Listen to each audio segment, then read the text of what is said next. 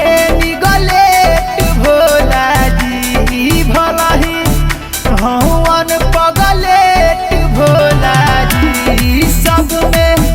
हवन बेस्ट भोला जी सावन में डमरुआ डोले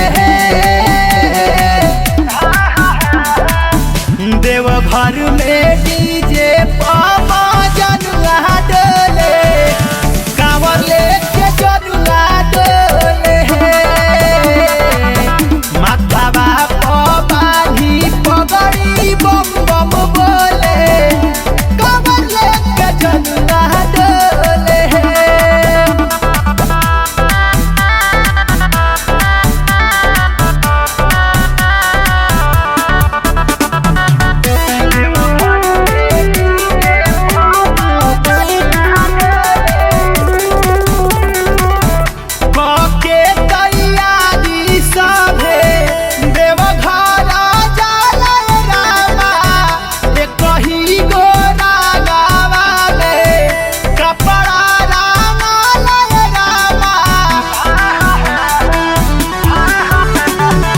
मारी के बूटी सभे भोला जी के रहिया त मस्त रहेला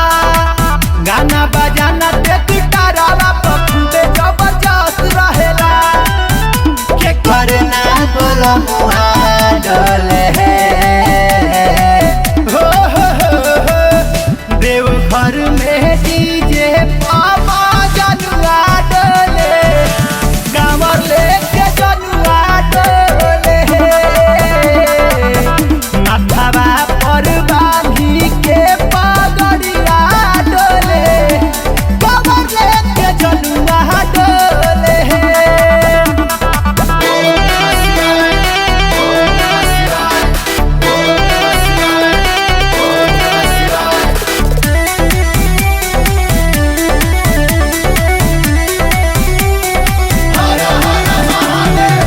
म्यूजिक बाय पवन यादव। श्रद्धा से जे भी जाला भर देनी झोली भोला दिहिले सुंदर फलवा अखिया के खोली भोला रिम झिम बरस